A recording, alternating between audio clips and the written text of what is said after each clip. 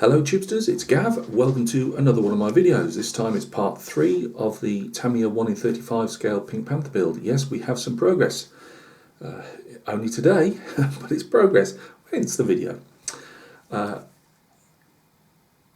Things, as usual with me, didn't exactly go according to plan. Most cases I think I've been able to put a save out on it. Now, all I've done at the moment is put basic paint down. There's no weathering. The other bits and pieces, seat covers, general purpose machine guns, radio packs, whatever. Nothing's else has been painted on it yet. It was just a case of going over it as best I could, really. And I'm going to start putting some other colours on it tonight. You know, do the seats and jerry cans, things like that.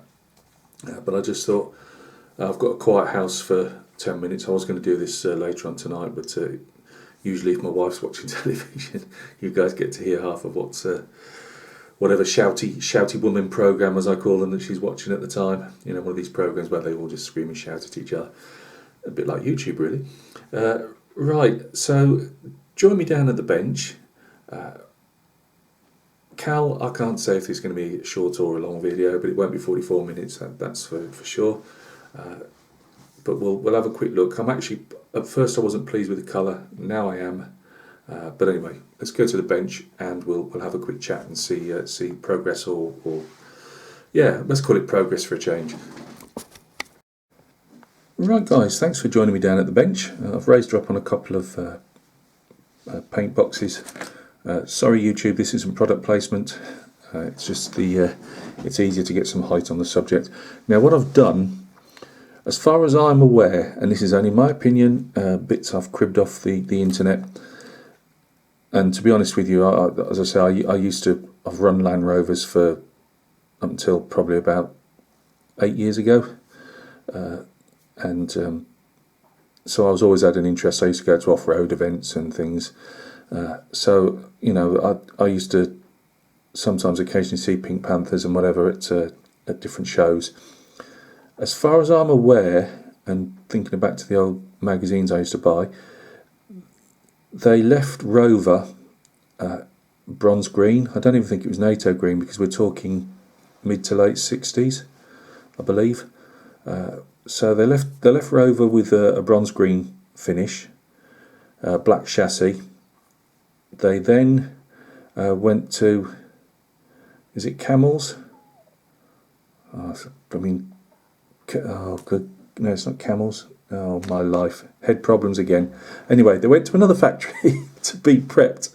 This factory, I believe, is in Coventry, and they do fire engines, all the government type stuff. You know, if a vehicle needs altering from its factory state, they used to do it.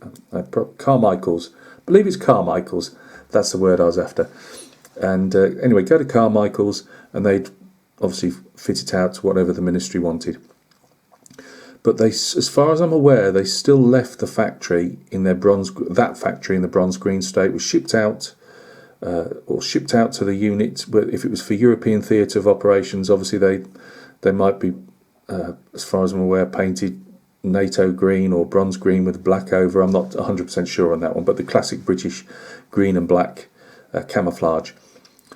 When they went out to Oman and Darfur and places like that, they were obviously then the Royal Electrical and Mechanical Engineers, known to us as the REME.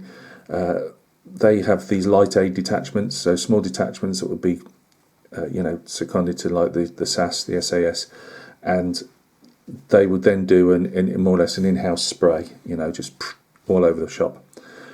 So what I wanted was the effect of, rather than, I've seen some of them at shows where they've, and on the internet since, where they are absolutely matte pink, and others which I prefer, which is you can sometimes see the bronze green showing through, so you get almost like a purpley effect in places, and also overspray on the wheels. Again, this isn't verbatim, but you can see them in the odd photograph with overspray, where they've, you know, obviously not bothered to mask anything out. It's literally just plaster, pink paint on it. The same as underneath. you know, that you ain't going to be painting the chassis pink. It'll just be whatever the pink paint catches, you know, because obviously that's not going to be seen particularly.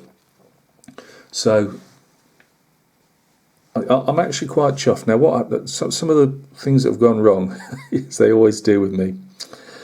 First of all, this chipping medium. Now, I don't know if you guys can give me some advice on this. I was going to chip this so I could rub it away, and the bronze green that I've put on as a base coat, that was actually there as well to have this effect with the pink. But also I was going to rub some away and obviously show a bit of green through. But on reading it after I'd sprayed on the green, it said for water-based acrylics.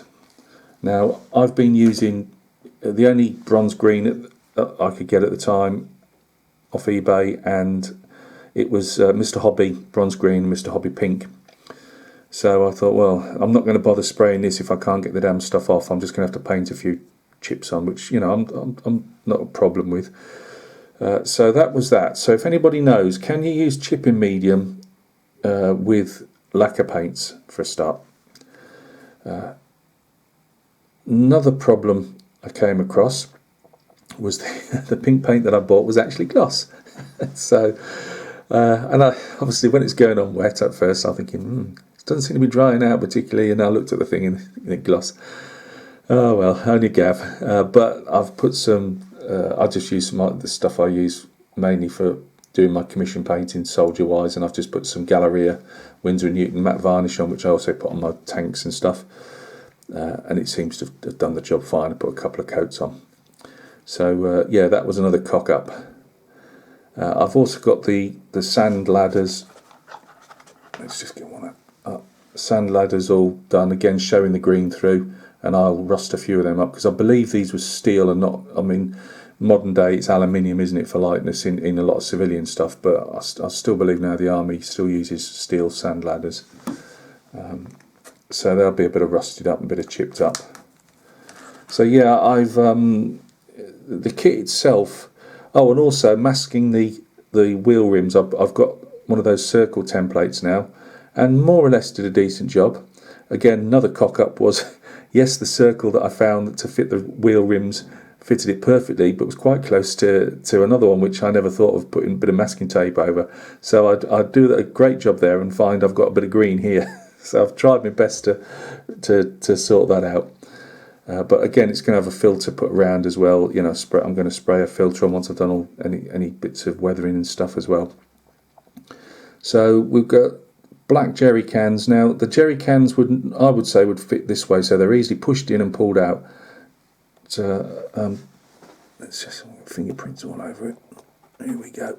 My wheels are going to drop off now because I've only just put them on. This one's just lying there at the moment. This one. Obviously, they've come out of. This was a really old kit, and it's come out. I've had to put some plasticard at the back of them because otherwise you'd see straight into the holes, and obviously there was no way unless I put this one upside down. There was no way I could have it, you know, with the handle that way, because it would just show the emptiness if I turned them around. This is wood, so I believe it's wood anyway, and I'm going to do a bit of like greyish wood underneath there. I believe these are water tanks up here. There's spare fuel tanks under here, which I've just painted pink as well. Self-loading rifle butts. These were the older version, so they'd be wood rather than the plastic black. I'm not 100% sure on the camo net at the front. I put it on. I put a bit of fill around because there was huge gaps. And I'm undecided yet whether I might make that a bit more dimensional by sticking some curled up bits of metal or plastic on just to try and show a bit more of the camo net. I'm not 100% sure on that yet. The other thing which I'm not massively happy about is these lenses. I'm going to probably have to paint silver. I don't know any other way. There was no clear in these. You just had to paint them silver. So I'm not 100% sure what I can do with those. This is a bridge limit on UK vehicles anyway. They'd have a yellow circle and you'd see numbers written on, and that's the weight of the vehicle for the military bridges that they go across. So I'm going to chip out a bit of yellow there, maybe not a lot, but just show a bit of difference there. Now there's a lot of sink marks, and I mean, you look at the back of this seat here. I'm thinking maybe stuffing some 58 pattern Bergen large packs in there, maybe some chopped on webbing maybe on top, if I can try and make something out of putty. The radio, obviously there's just a box there, so I'm just wondering whether, you know, try and manufacture some headphones or something. I don't know. I wasn't happy about how it was coming out. There's little bits that, you know, I'm still not 100% on, but I'm liking the vehicle a bit more, if you understand me. You know, it's growing on me a bit more. So, you know, I'm thinking of throwing a bit more. I can't afford, you know, like a load of stowage or anything like that. It'll only be stuff that I make myself, but just to try and hide bits of sink marks. There's one there which, yes, you could say Gavin should have dealt with, but I'd got a vision of putting different, you know, tarps and bits and pieces over anyway.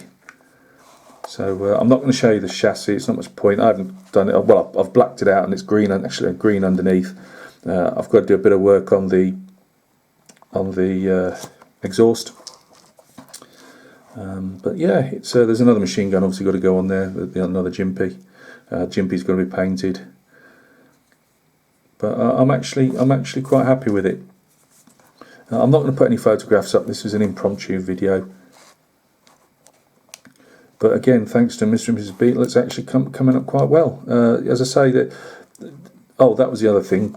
Can only happen to me, trying to push this part of the tub, as the engine bay, whatever, always fitted onto the chassis fine until I come to paint it.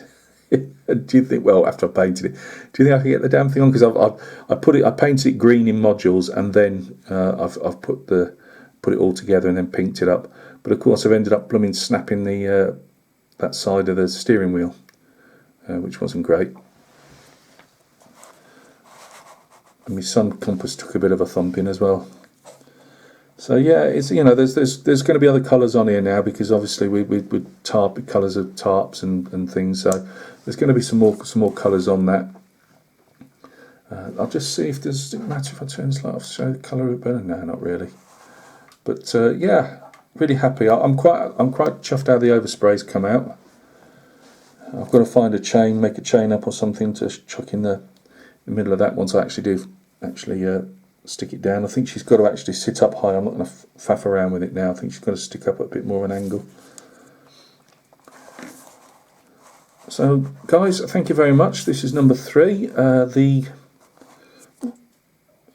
Whether I go now, I'm that close to get. I still might give you another one where, you know, things are painted and, you know, seats and everything else is painted before I weather it. I don't know yet, but you know, this is me. I like putting a video up, so you might see a reveal video, or you might see another one before the reveal video.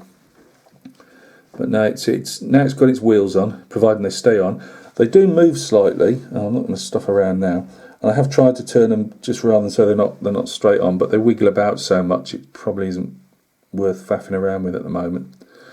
So thank you very much for stopping by and taking a look. I hope everything's going well with you.